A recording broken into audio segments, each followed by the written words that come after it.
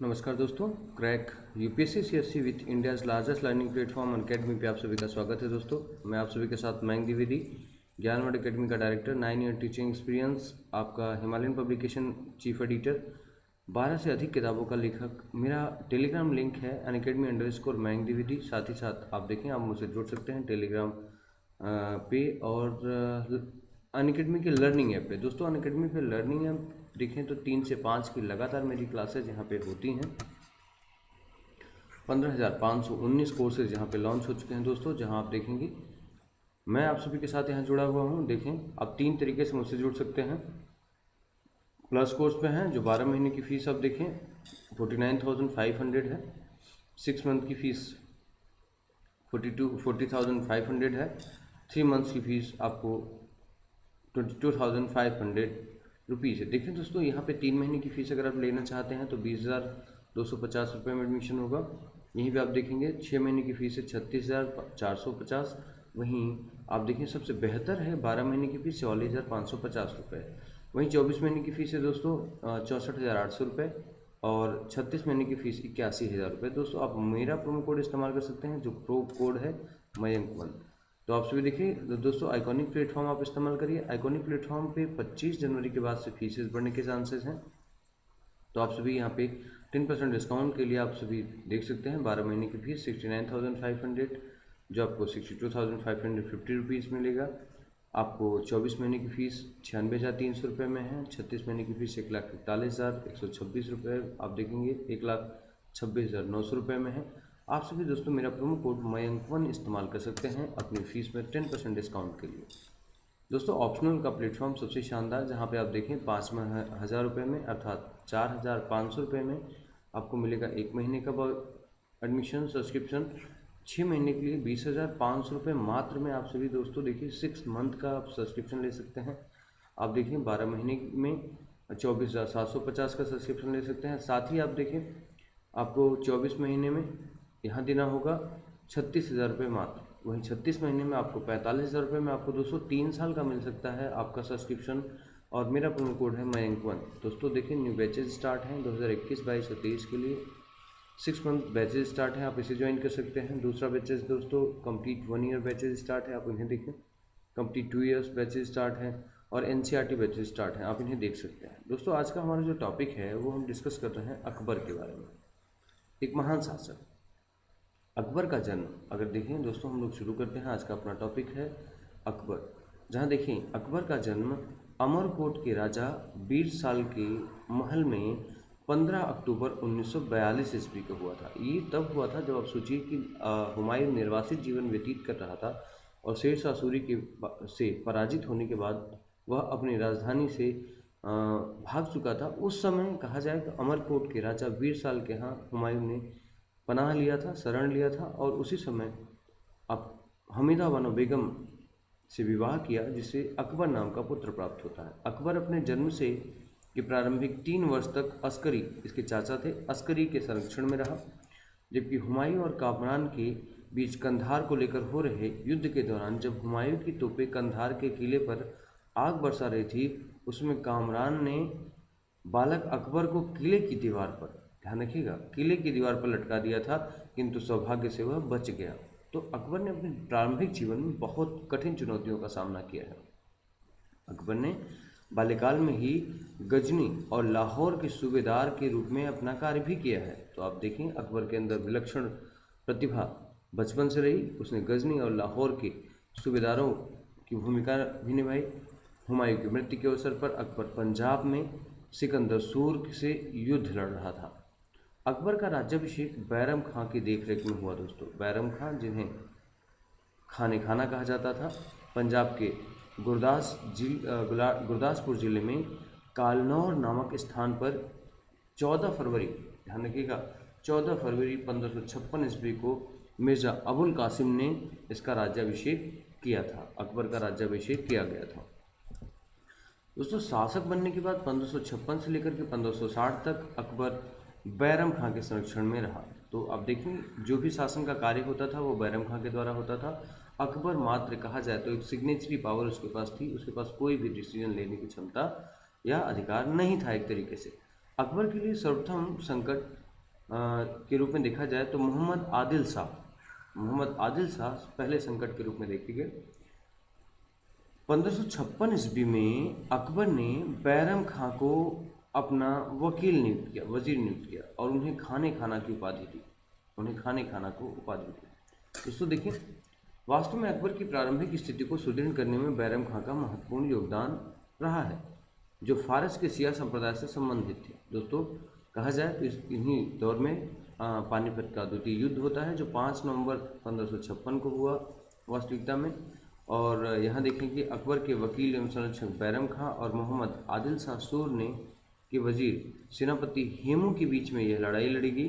दिल्ली पर अधिकार कर लिया गया, अपने को स्वतंत्र शासक घोषित कर विक्रमादित्य की उपाधि धारण की थी। ठीक है, हेमू ने अपने विक्रमादित्य की उपाधि धारण की थी।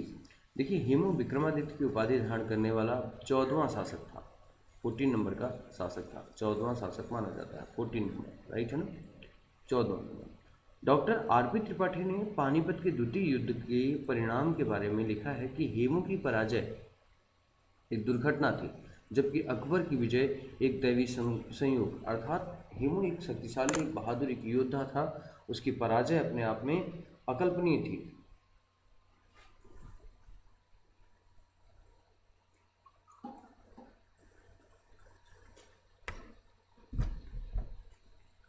तो दोस्तों देखिए, हेमू की पराजय एक दुर्घटना थी, जबकि अकबर की विजय एक दैवी संयोग के रूप में देखा जाता है। बैरम खां और अकबर के बीच में तिलवाड़ा का युद्ध होता है। बैरम खां और अकबर के बीच में, ध्यान रखिएगा, जब बैरम खां अकबर के कार्यों में बहुत ज़्यादा हस्तक्षेप करना शुरू कर देते हैं, तब अकबर ने उन पर अकबर और उनके बीच में ठन गई। और यहाँ से आप देखेंगे कि बैरम खां और अकबर के बीच में एक युद्ध होता है, जिसे तिलवाड़ा का युद्ध कहा जाता है, जिसमें बैरम खां पराजित हुए तथा बैरम खां मक्का जाते समय गुजरात में अफगानों के एक दल ने आक्रमण कर दिया तथा उसी दल के एक मुबारक खां ने नामक अफगान था, जिसने बैरम खां की हत्या कर दी थी। ठीक है, ध्यान रखिएगा दोस्तों, मच्छीवाड़ा के युद्ध में बैरम खां ने अफगान व्यक्ति मुबारक खां के पिता की हत्या की थी। तो ध्यान रखिएगा, उसी का बदला मुबारक खां ने बैरम खां की हत्या करके ले लिया।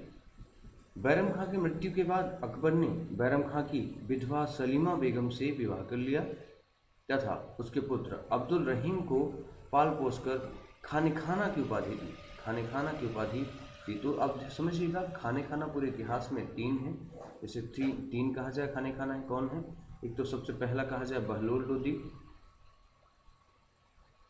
लोदी, दूसरा बैरम खान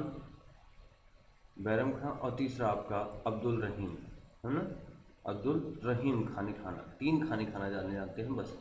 अबुल फजल ने बैरम खां की पतन में सबसे अधिक उत्तरदायी अकबर की ढाई माहम अनगा को माना था।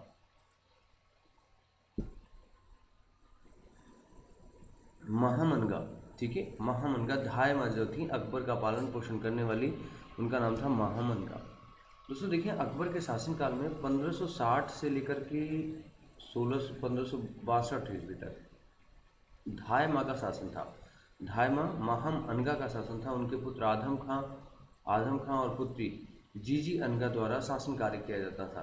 ठीक है, अब इसी देखिए इतिहासकारों ने पेटीकोट सरकार कहा गया। पेटीकोट शासन अर्थात पर्दे के अंदर से जो शासन व्यवस्था चलती थी, उसे पेटीकोट शासन के रूप में यहाँ इतिहासकारों ने इसे कहा है। दोस्तों अकबर ने 1562 ईस्वी में दास प्रथा, 1563 में तीर्थ यात्रा तथा 1564 ईस्वी में जजिया कर को समाप्त कर दिया था। अब देखिए फैक्चुअल इन्फॉर्मेशन है, बहुत अच्छा आप इन्हें पढ़ सकते हैं दोस्तों। देखिए 1556 ईस्वी में आपको पता है, 1562 ईस्वी में अकबर ने दास प्रथा, 1563 में तीर्थ यात्रा और 1564 ईस्वी में जजिया कर को समाप्त कर दिया। अकबर ने जुझार खां को हत्या के आरोप में हाथी के पैरों तले कुचलवा दिया था। आप देख सकते हैं, न्याय की कठोरता का यह प्रमाण अकबर के द्वारा दिया गया है। अब साम्राज्य विस्तार के बारे में देखें तो अकबर ने सबसे पहला आक्रमण 1561 ईस्वी में मालवा के शासक बाज बहादुर के ऊपर किया था। ठीक है, बाज बहादुर के ऊपर किया। इस युद्ध में अपनी पत्नी रूपमती से जहर खाकर वह सतीत्व की रक्षा की थी। उसकी पत्नी का नाम है रूपमती, ठीक है, जिसने जहर खा करके अपने सतीत्व की रक्षा की। आज भी रूपमती का एक कहा जाए तो स्त्री सतीत्व के रूप में जानी जाती है। बाज बहादुर और रूपमती की समाधि उज्जैन में व्याप्त। दोस्तों 1561 ईस्वी में अकबर ने चुनार का किला भी जीत लिया था। देखिए 1564 ईस्वी में अकबर ने दूसरा जो युद्ध लड़ा वो है गोंडवाना के गढ़कटंगा राज्य को जीता और इसकी राजधानी जबलपुर के पास में चौरागढ़ थी। इसकी शासिका महोबा की चंदेल राजकुमारी दुर्गावती थी। तो इनको भी पराजित कर दिया था किसने? अकबर ने। ठीक है, चलिए। और दोस्तों देखिए गढ़कटंगा के प्रसिद्ध हिंदू राज्य की स्थापना अमन दास ने की थी। ये चीज़ ध्यान रखिएगा, प्रीलिम्स में कई बार पूछा गया है। गढ़कटंगा राज्य को बाद में संग्राम शाह के छोटे पुत्र चंद्र शाह को लौटा दिया गया था। दोस्तों अकबर ने इसके बाद राजपूतों को जीतने का प्रयास किया, मतलब अब इनके बाद अकबर ने राजपूतों को जीतने का प्रयास किया और इस सिलसिले में उसने सबसे पहले आमेर को वैवाहिक संबंधों के द्वारा मिला लिया। अकबर बहुत ही कूटनीतिक व्यक्ति था, वो जानता था राजपूतों को छेड़ने का अर्थ होता है अपने आप में एक बहुत बड़ी समस्या खड़ी करना, इसलिए उसने राजपूतों के साथ वैवाहिक संबंध शुरू किया।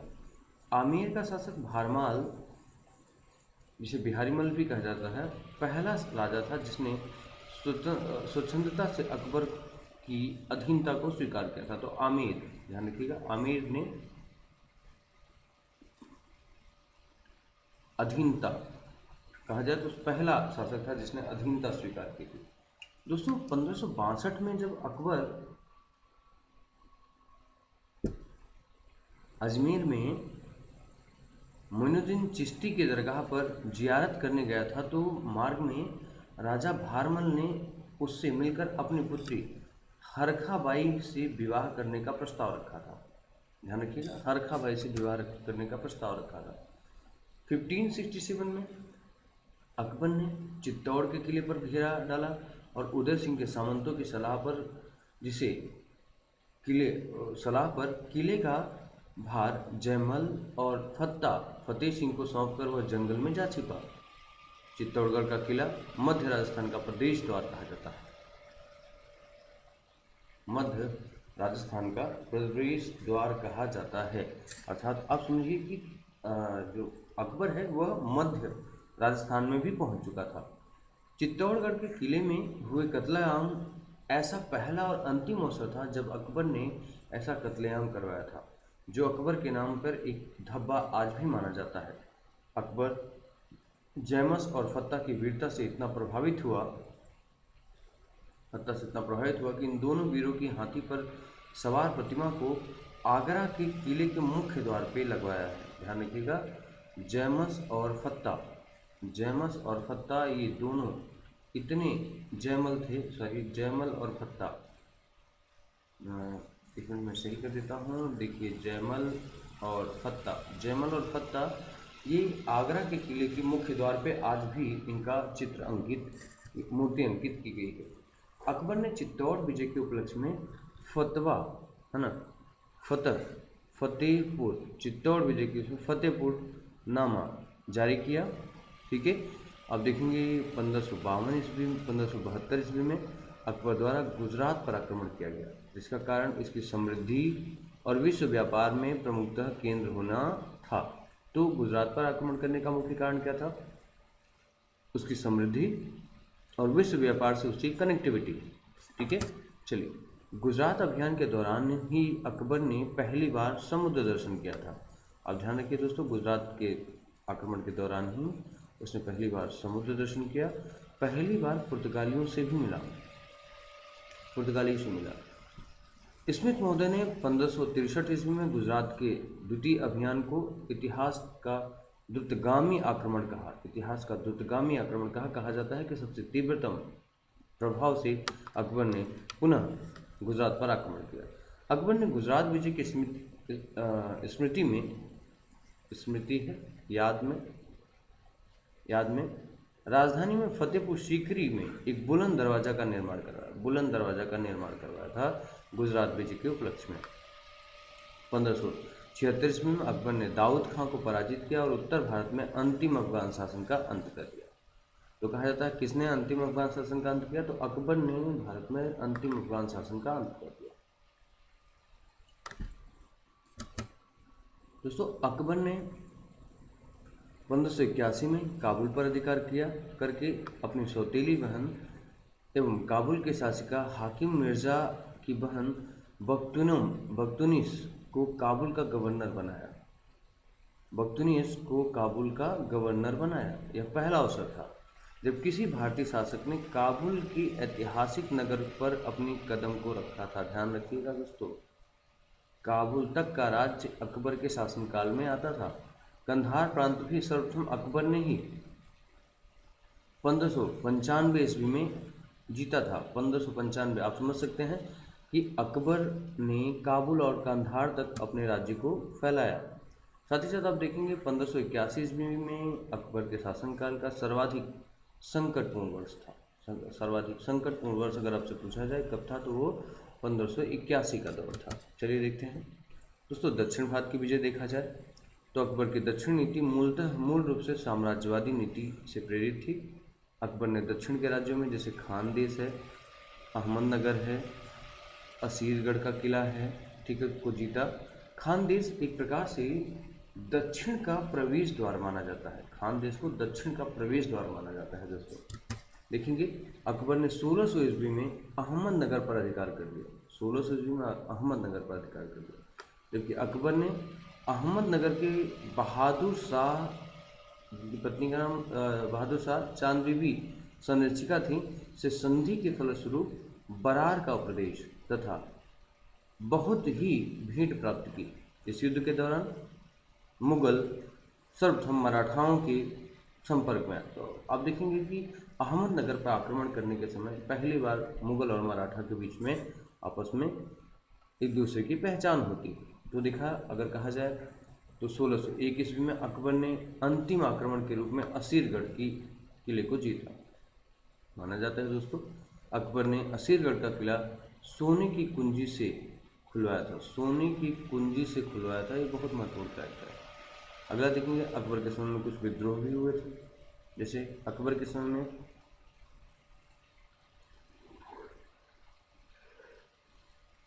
अकबर के समय में 1564 ईस्वी में उज्बेकों ने, किसने विद्रोह किया था? उज्बेक नामक जनजातियों ने, उज्बेकों ने विद्रोह किया था। यह अकबर के समय का पहला विद्रोह था।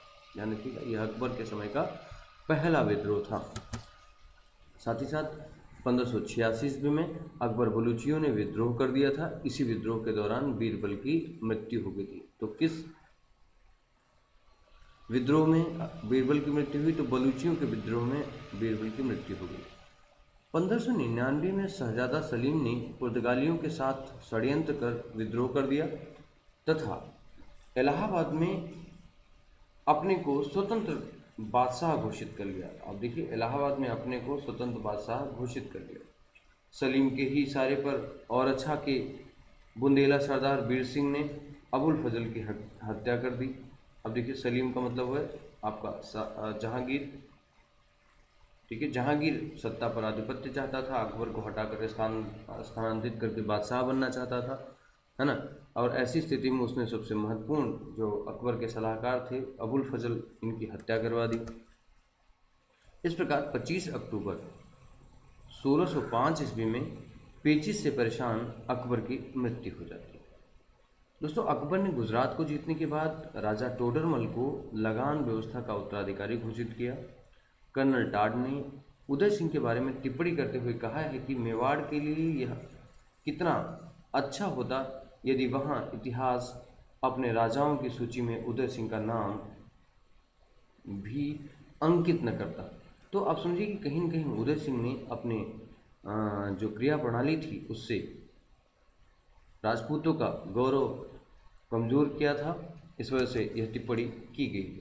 दोस्तों 1576 में हल्दी घाटी के युद्ध में अफगान सरदार हाकिम राणा खां की ओर से लड़ा था और हल्दी घाटी के युद्ध में के बाद राणा ने छाबंद चौबड़ को अपनी राजधानी नियुक्त की और अकबर के खिलाफ गुरिल्ला युद्ध जारी रखा। जहां आप देखेंगे दोस्तों, अहमदनगर के विरुद्ध युद्ध में खानदेश का शासक अली खां मुगलों की ओर से लड़ गया। तो आप देख रहे हैं कि पूरी तरीके से दक्षिण अव्यवस्थित रहा, जबकि राजपूतों के खिलाफ और राजपूतों के पक्ष में नीति देखी जाए अकबर की, तो अकबर की राजपूत नीति दमन और समझौते की नीति पर आधारित थी। अकबर की राजपूत नीति का उद्देश्य साम्राज्य के स्थायित्व के लिए राजपूतों की सहानुभूति प्राप्त करना था। अब देखिए, अकबर की राजपूत नीति का उद्देश्य साम्राज्य के स्थायित्व के लिए राजपूतों की सहानुभूति प्राप्त करना था, क्योंकि अगर राजपूत अकबर के साथ बेहतर व्यवहार में नहीं रहे तो आंतरिक सुरक्षा की घटना हमेशा तैयार रहेगी। अकबर ने राजपूत राजाओं को बादशाह द्वारा प्रदत्त जागीर के अलावा अपनी पैतृक जागीर वतन जागीर पर भी शासन करने का अधिकार दिया, जबकि राजपूतों के अलावा अन्य अमीरों के साथ ऐसा नहीं किया। तो आप देखेंगे राजपूतों के लिए एक अलग नीति अपनाएगी। अकबर एकमात्र राजपूत राजा सुरजन राय हाड़ा रणथंभौर को वाद्ययंत्र बजाने की छूट देता था। अब सोचिए, वाद्ययंत्र बजाने के एकमात्र राजा थे जो सुरजन राय हाड़ा थे, इनको वाद्ययंत्र बजाने की छूट इसने दी थी। दोस्तों, अकबर ने अपनी राजपूत नीति के परिणाम स्वरूप 1563 ईस्वी में तीर्थ यात्रा कर 64 में जजिया कर को समाप्त कर दिया था। यह पूरी तरीके से कर समाप्त कर दिया गया था। दोस्तों, मारवाड़ के शासक मालदेव ने अपनी एक बेटी कनका का विवाह गुजरात के सुल्तान महमूद शाह तथा दूसरी बेटी लालबाई का विवाह सूर शासक इस्लाम सूर के साथ में किया था। अकबर ने सभी राजपूत राजाओं से स्वयं के सिक्के चलाने का अधिकार छीन लिया था। ध्यान रखिएगा दोस्तों, अधिकार छीन लिया था, दिया नहीं था। अर्थात एक तरीके से कहा जाए तो राजा शासक स्वतंत्रता का भाव उनके अंदर समाप्त हो गया था। वह एक तरीके से अकबर के अंतर्गत शासन करते थे। उनके क्षेत्रों में शाही सिक्के का प्रचलन कर दिया गया था, अर्थात अकबर की मान्यताओं को उनके क्षेत्रों में लागू किया जाता था। अब दोस्तों, अकबर की धार्मिक नीति देखते हैं। तो अकबर को धार्मिक नीति का मुख्य उद्देश्य सार्वभौमिक सहिष्णुता थी। देखिए, सार्वभौमिक सहिष्णुता बहुत ही महत्वपूर्ण लाइन है ये, सार्वभौमिक सहिष्णुता। इसे सुलह कुल की नीति भी कहा जाता है, सुलह कुल की नीति कहा जाता है इसे, सुलह कुल की नीति, अर्थात सभी के साथ शांतिपूर्ण व्यवहार का सिद्धांत ही सुलह कुल की नीति कहा जाता है। दोस्तों, अकबर ने इस्लामी सिद्धांत के स्थान पर सुलह कुल की नीति को अत्यधिक महत्व दिया था।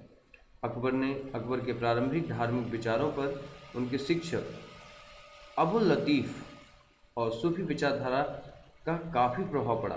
अकबर ने दार्शनिक एवं धर्मशास्त्री विषयों पर वाद विवाद के लिए अपनी राजधानी फतेहपुर सीकरी में एक इबादत खाने का निर्माण करवाया था, जिसे प्रार्थना भवन भी कहा जाता था। इसकी स्थापना 1575 ईस्वी में अकबर के द्वारा करवाई गई थी। दोस्तों, अकबर द्वारा इबादत खाना बनवाने के पीछे इस्लाम धर्म के बारे में अधिक से अधिक ज्ञान प्राप्त करने की लालसा थी।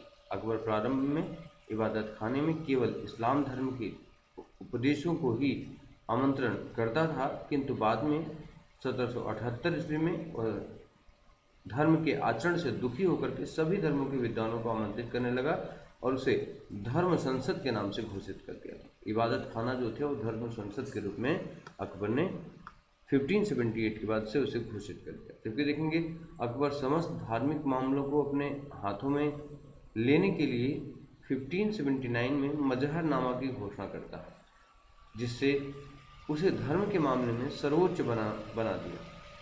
इन पर 5 उलेमाओं या इस्लामिक धर्मविदों के हस्ताक्षर भी थे। मजहर को स्मिथ और बुजले हेग ने अचूक आज्ञा कहा। मजहर को क्या कहा? मजहर को एक अचूक आज्ञा कहा स्मिथ और बुलजले ने। दोस्तों, मजहर जारी होने के बाद अकबर ने सुल्तान आदिल या इमाम ए आदिल न्यायप्रिय शासक की उपाधि धारण की। इस दस्तावेज में अर्थात मजहर में उसे अमीर उल मोमिनीन कहा गया है। तो आप ध्यान रखेंगे अमीर उल मोमिनीन है, फिर इमाम आदिल है, फिर आप देखेंगे कि सुल्तान आदिल है। ये महत्वपूर्ण पद है। मजहर नामक दस्तावेज का प्रारूप किसने तैयार किया था? शेख मुबारक ने तैयार किया था, किंतु उसे जारी करने का प्रेरणा शेख मुबारक एवं उसके दोनों पुत्र अबुल फजल और फैजी के द्वारा दी गई थी। तो शेख मुबारक के बारे में आप देखिए, महत्वपूर्ण जानकारी आपको लिखने को आ सकती है। तो ये आप ध्यान रखिएगा कि उसे जारी करने की प्रेरणा उसके दोनों पुत्र अबुल फजल और फैजी के द्वारा दी गई थी। दोस्तों अकबर ने उलेमाओं को कम करने तथा राजत्व की गरिमा को बढ़ाने के लिए मजहरनामा का सिद्धांत दिया था। मजहरनामा का सिद्धांत अकबर ने सभी धर्मों में सामंजस्य स्थापित करने के लिए 1582 में तौहीद इलाही, दैवी एकेश्वरवाद तथा दीन इलाही नामक एक नया धर्म चलाया। दैवी एकेश्वरवाद अर्थात ईश्वर एक है। कहा जाए तो तौहीद इलाही वास्तव में सूफी सर्वेश्वरवाद पर आधारित एक विचारधारा है, जिसके परिवर्तन की प्रेरणा मुख्य रूप से सुलह कुल या सार्वभौमिक सौहार्द से मिली। इस नवीन संप्रदाय दीन इलाही का प्रधान पुरोहित अबुल फजल था। हिंदुओं में केवल महेश दास या बीरबल ने इसे स्वीकार किया था। इस नवीन धर्म में दीक्षा के लिए इतवार का दिन, रविवार का दिन निश्चित किया गया था और इसी दीक्षा के दौरान दीक्षित व्यक्ति को अकबर का प्रिय उद्देश्य अल्लाहु अकबर कहना पड़ता था। तो देखिए दोस्तों, इसी कारण राजपूत नाराज हो गए, क्योंकि अकबर के सामने एक तरीके से सरेंडर करने की बात अकबर के द्वारा कही जा रही है। जेसुइट्स लेखक बार्टोली ने दीन इलाही के बारे में कहा कि यह विभिन्न तत्वों का सम्मिश्रण है, अर्थात विभिन्न धर्मों के गुणों के शब्दों का सम्मिश्रण कहा जाता है। इसके अंतर्गत है जो अंशतः मोहम्मद के कुरान, ब्राह्मणों के धर्मग्रंथों तथा एक हद तक ईसा मसीह की एंजल से भी लिया गया है। जबकि देखिए दोस्तों, बिसेंट स्मिथ क्या कहते हैं? बिसेंट स्मिथ कहते हैं दीवानी इलाही अकबर की भूल का स्मारक था, बुद्धिमानी का नहीं। क्योंकि आप देखेंगे इसके बाद से मतभेद पैदा हो जाता है। अबुल फजल ने आईन अकबरी में लिखा है कि बादशाह एक ऐसी किरण है जो संपूर्ण ब्रह्मांड को प्रकाशित करने में सक्षम है, जिसे समसामयिक भाषा में फर्रे इजादी दैवी ज्योतिपुंज कहा जाता है, जबकि प्राचीन भाषा में इसे कियाखुरा अलौकिक प्रकाश मंडल के रूप में जाना जाता है। तो दोस्तों आप देखेंगे अकबर के बारे में हमने बेहतरीन चर्चा हम लोग कर रहे हैं।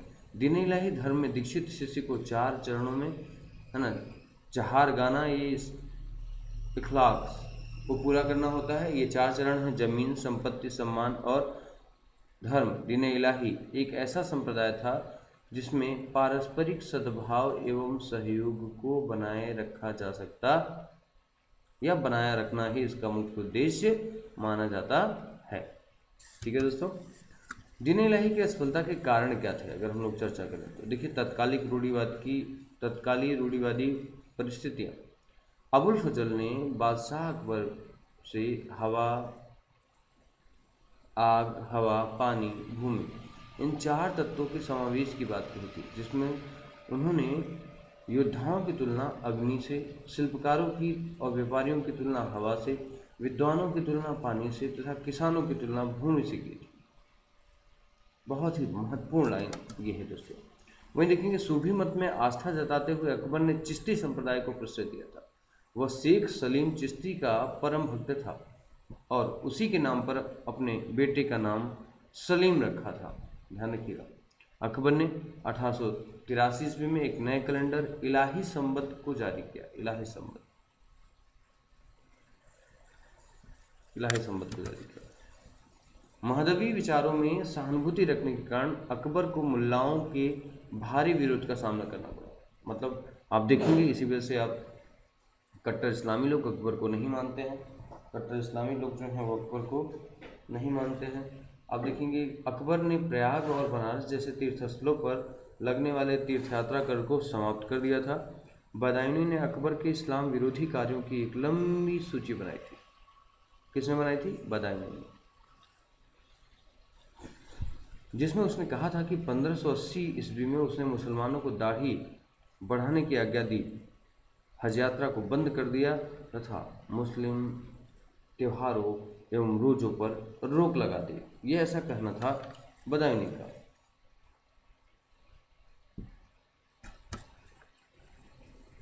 सूफी सर्वेश्वरवाद से संबंधित दो क्लासिकल ग्रंथ जलालुद्दीन रूमी की मसनावी और हाफिज की दीवान अकबर की दो मनपसंद पुस्तकें मानी जाती थी।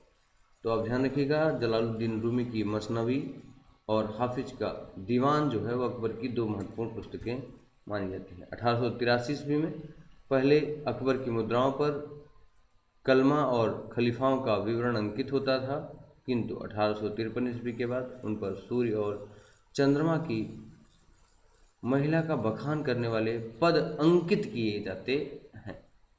तो एक बहुत बड़ा परिवर्तन हुआ यहाँ पे दोस्तों।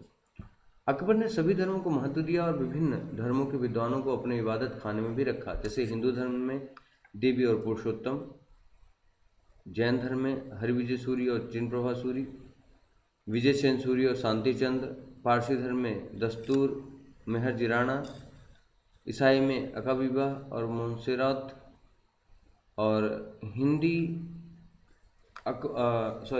मोन्सेरात। अकबर हिंदू धर्म से सबसे अधिक प्रभावित था। अकबर ने वल्लभाचार्य के पुत्र विट्ठलनाथ को गोकुल और जैतपुर की जागीरें दे दी थी, इस वजह से खुश होकर के। जहाँ आप देखेंगे अकबर ने जैन धर्म के आचार्य हरविजय सूरी और जगत गुरु तथा जिन चंद्र प्रभु या युग प्रधान की उपाधि धारण की थी। अकबर ने पारसी धर्म के पुरोहित दस्तूर मेहरजी राणा को जीवन निर्वाह के लिए 20 बीघे जमीन दिया तथा उसी के प्रभाव के कारण अपने दरबार में 24 घंटे दीप प्रज्वलित कराने का आदेश दिया था। दोस्तों, अकबर ने झरोखा दर्शन, तुलादान, पायबोस और पारसी परंपरा को आरंभ किया था। अकबर ने सिखों से तीसरे गुरु अमरदास के भेंट की तथा उनकी पुत्री के नाम कई गांव प्रदान किए। अकबर ने सिख गुरु, ध्यान रखिएगा, सिख गुरु रामदास को 1757 से 1777 ईस्वी से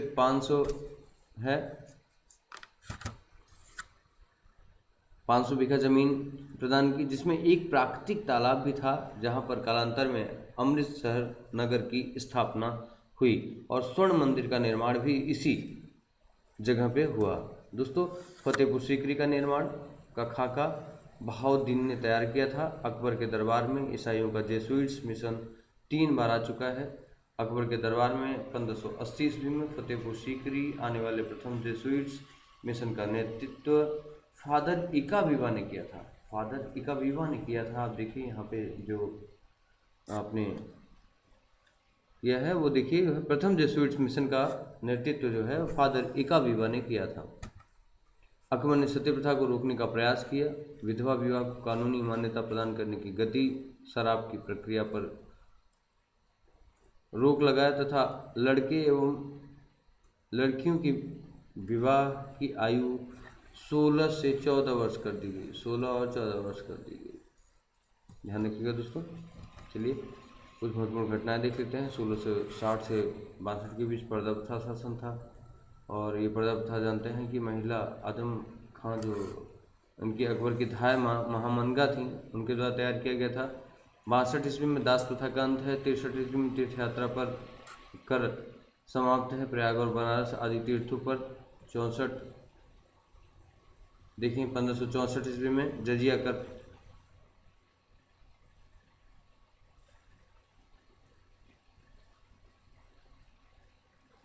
आप सभी को देखिए, इसमें से आप देखिए सब सुमेलित करने को आता है, बार बार सुमेलित करने को।